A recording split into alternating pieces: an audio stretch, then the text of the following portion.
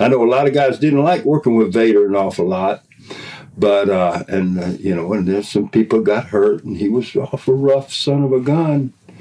But some reason or other, I guess, cause old timer, he just said, I kind of like old Rob, and so we got along well. You were in All Japan, but they let you go back to New Japan for that famous match with Vader. What was behind that deal, and just your thoughts on that insane match? That's probably one of your most famous matches. Yeah. Leon. I knew Leon in the AWA. He was just breaking in, and I guess it ate at Leon for a long time, and we're good friends. I like Leon, and I think he likes me, and we have a part in history together. But, he was he was just starting out and everything, and they put me in a couple of matches with him, and I went out there, as a veteran, and sounds in the right direction that the match should have gone because of my position and Leon just starting out, even though he was a huge, big, strong athlete and all these, a legitimate, type of guy, So anyway, I went out, we had a couple of matches, and he's told me since that he says, I read where they said there's never been a bigger mismatch in the history of pro wrestling as Stan Hansen and Vader, And I guess it really probably, it hurt him, it hurt him to read that, And so anyway, this match came about. Somehow they had a joint show over there, and they had a match between me and Leon, and, and he was wearing this big thing, and the Vader costume, and everything. He was over. He was over big time, and anyway, they put us together, and it just, I knew it was going to be, big old stiff match, and sure enough, I guess, he was telling me the story here at WrestleMania just here recently when he introduced me. He was saying that he was walking. He told Inoki that he says, I can't carry this thing on my shoulder and step up there to the ring with. He says, well, why not? And he said, well, Stan Hansen, he's not going to let me walk in here into the ring with this thing on, and so he says, well, I'm paying you to wear it or whatever. So anyway, sure enough, as he's coming up, I charge over, and I don't remember, per se, but he was telling me, he says, you hit the thing came back, broke my nose right off the bat. He said, the thing hit me in the face and it broke my nose. The guy set it down. Anyway, he come in, so now he's seeing red, right? Anyway, we just pounded the dog out of each other, and it was, I ended up, I guess it hit him in the eye, and, and then he had this mask on too, and he pulled the mask off, and I couldn't say, I could see his eye was, but, I couldn't tell because I can't see past here, but anyway, so that's how it was. But, so you just were protecting yourself. He was being well, really yeah. He was pounding on me, and actually, Mike Tyson fought Buster Douglas the next day. Yeah, and so in the dressing room, or sometime after, Leon said, "Are you going to the fight?" And I said, "No, I'm not going to the fight." And he says, "Shoot, there won't be any punches thrown harder tomorrow night than were thrown in that match tonight. I'm going home." Vader just happened to be back in town from overseas, working over there with Otto Vance over there in Germany. And at this given point in time, he also was working down with NWA, I want to say, or AWA. And also, he was also working over with New Japan at the time. And so he happened to be on the card, seen one of my matches on the card, and came up and said, "Yo, look, I can get you over in Japan, New Japan Dojo. I'll talk to the guys over there." And pretty much after that, man, Vader was the one who that got me started and spotted me and got me into pursuing my wrestling career more.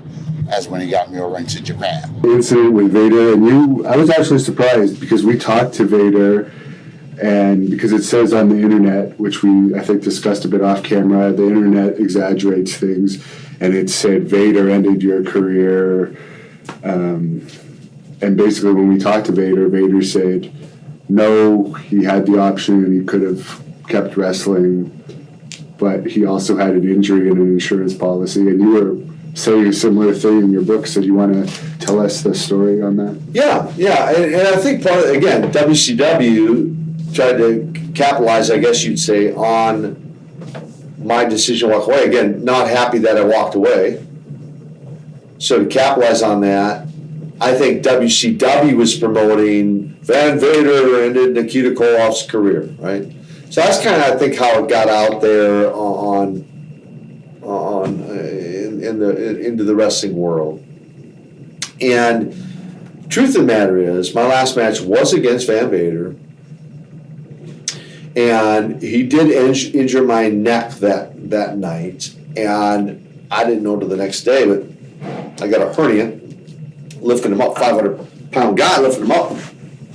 So I got a hernia, so I injured my neck, I got a hernia, I had to have surgery for my hernia, and went through a series of tests for my neck, and everything from a chiropractor to an MRI and neurosurgeon, and they say you're 33 years old, you got the neck of a 55-year-old man with bone spurring arthritis and a deteriorating disc in your neck from all your pile drivers and suplexes and everything, whatever else, right?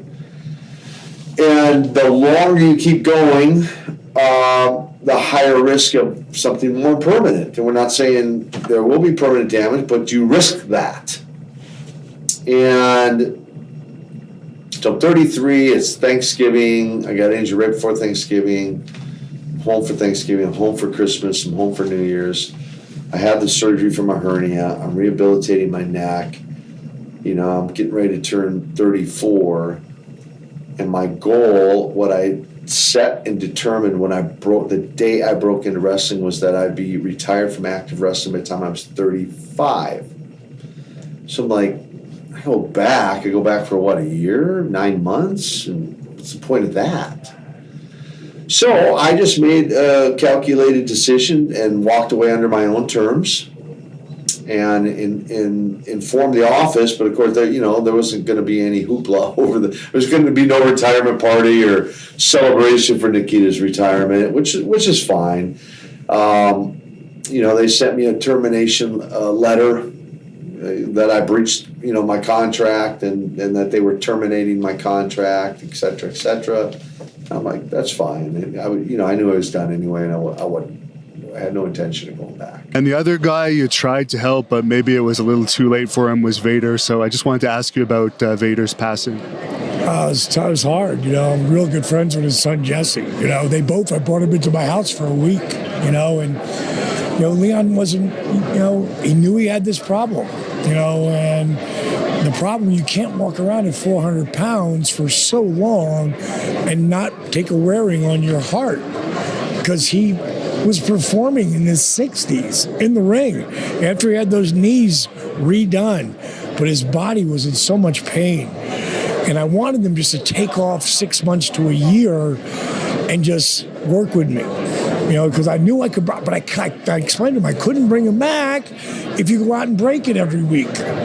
Can't do it, bro. It takes a lot, because if you look at the disabled veteran, who is the greatest example of what's possible with my DDP yoga program, it wasn't just the workout. It was the food, because he only ate like organic, real food. Like that's what he ate to help heal from the inside, not just the outside. But he also changed his mindset. And you got to be willing. I always tell people, as important as the workout is, as important as the eating plan is. And notice I didn't say diet. First three letters of the word diet are die. They don't work.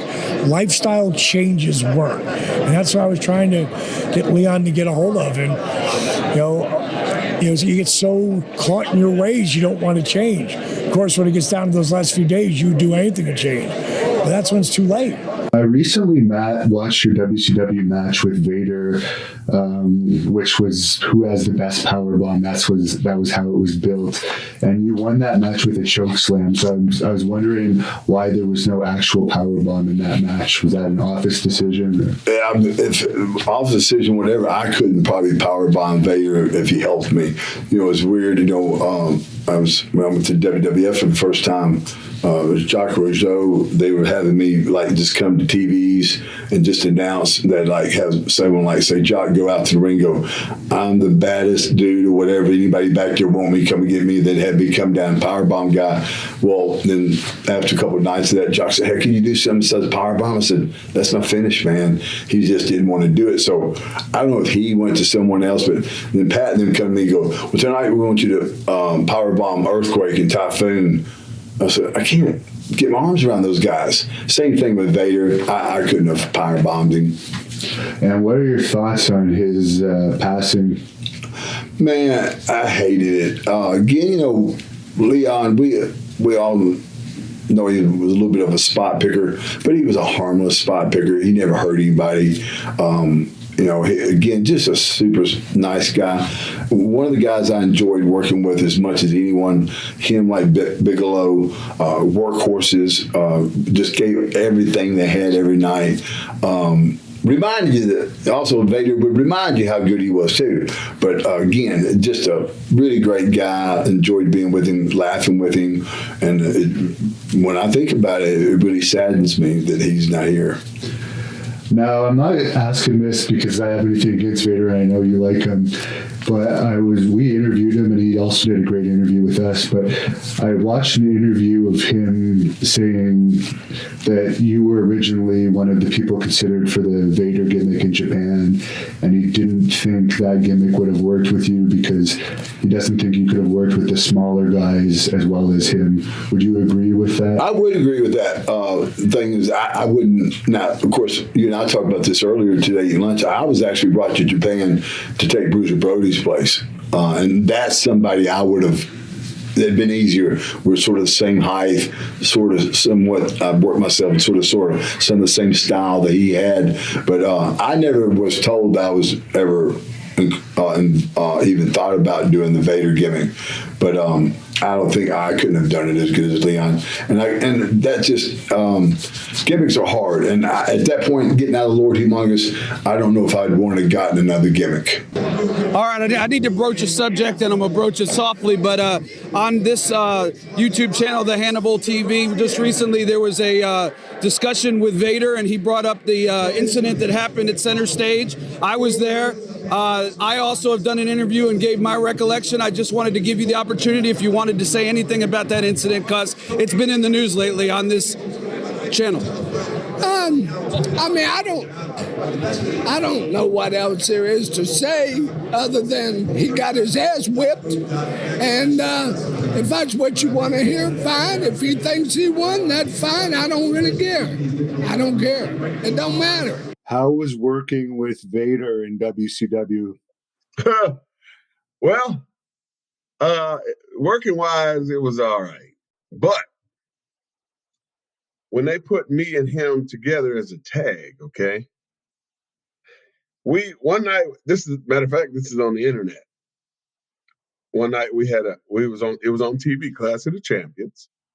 We were working the Steiner Brothers in Topeka, Kansas. Look it up. It's on YouTube. And I already knew that I was the one that's supposed to do the jizz op, see? But through the course of this match, we're at the beginning, we're tagging in and out, see? Like you're supposed to. But as time went on, he was hogging more and more of the match. And I'm going like, come on, I'm going to put my hand out. He act like he don't see me. He in there trying to get himself over, see? He in there getting his stuff in, doing all his stuff, right?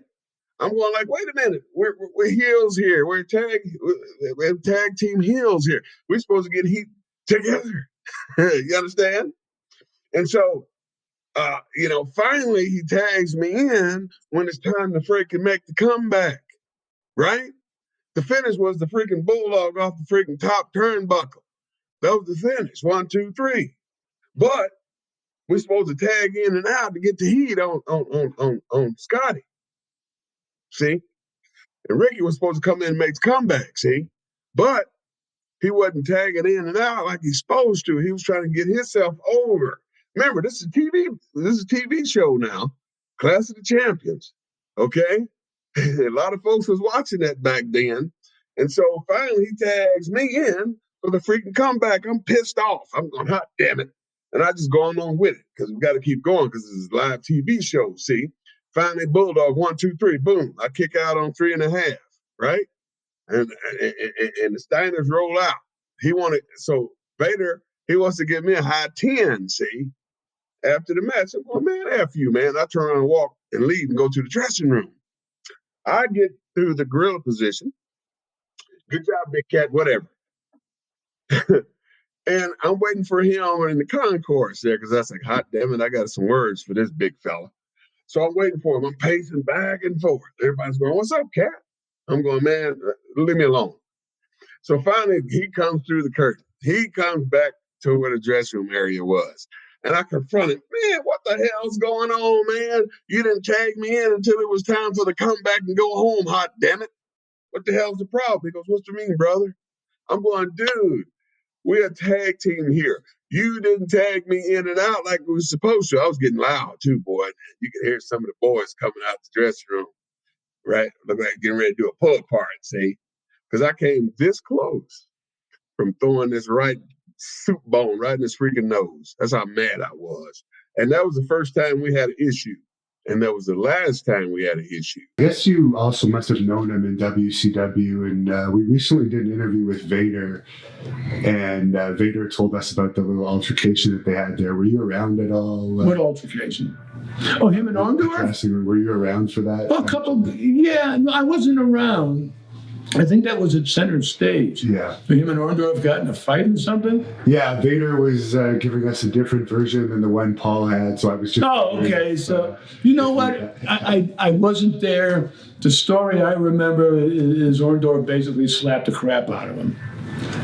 And that's happened to a few guys in the back that you wouldn't think. I mean, one time Jericho front face locked Goldberg and was choking Goldberg out. And he said, well, if I let you go, are you going to stop? And Goldberg went, no. Okay. So he didn't let him go. But, some of these guys don't realize that if you know wrestling, you're going to get in trouble. I mentioned Kuwait. I remember that WWE tour in Kuwait was pretty eventful. Any memories of that? I worked Vader the night before that happened when he slapped the guy. He had food poisoning, and he was working me.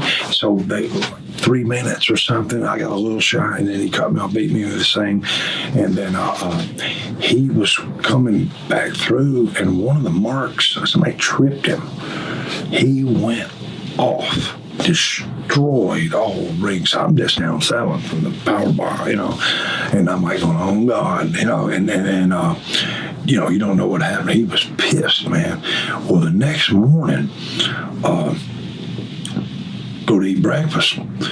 Everybody between 8:30, because we got to leave and go to the gym at 9 at the military base and meet the military guys, the guys and everything. Well, Vader was going off on one of the people that set up the foreign tours. Yeah. And he was going off on Dave Hebner. Remember him? Yeah. Dave. And he was like an agent. Yeah. Earl referee, of course. And he was going off on that fella and Dave and everything. So you didn't really know what was going on. And then when we got out there, the guys, the Army guys was telling us when we was training, they was like, hey, he may not should have done that. I said, we was like, well, done what? They said, well, that whole incident, wrestling being fake, slapped him.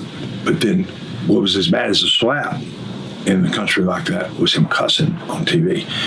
So we were all, after that come back, we had all day to the show that night. Everybody was laying up on the top of the building right out in the sun.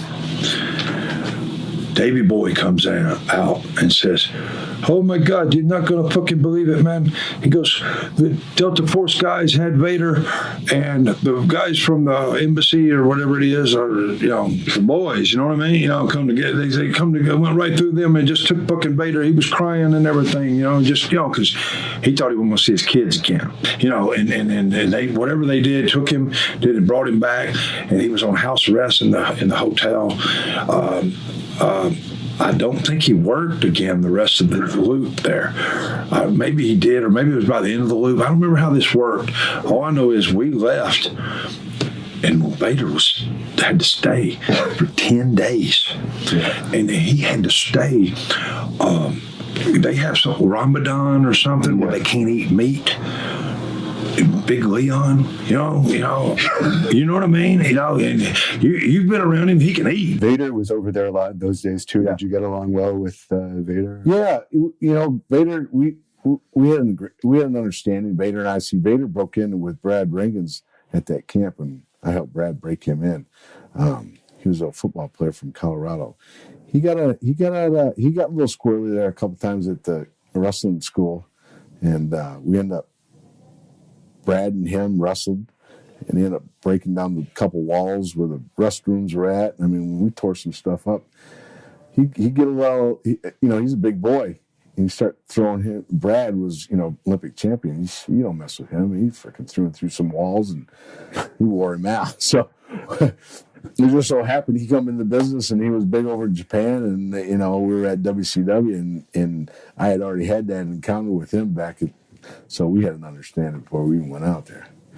What was that incident that happened with Vader in Japan that was kind of the end of his... I think he called out Inoki on a couple things that were going on over there. And over there in Japan, it's not only is it, it's kind of like, I think there was some under things going on. And I think Vader went a little too far. And I think somebody... other than Inoki, kind of yanked his chain and stopped his deal. Yeah. Yeah. He kind of, I think he got comfortable, and then he took things in his own hands he shouldn't have never even thought about doing. He did it. Thank you for watching the Hannibal TV. Please like this video if you enjoyed it, and click the subscribe button to not miss any of our latest shoot interviews, match videos, or news updates. Support us on patreon.com for $1.99 a month to watch our full shoot interviews ad-free and help our channel grow. Follow us on Twitter at the Hannibal TV for instant updates.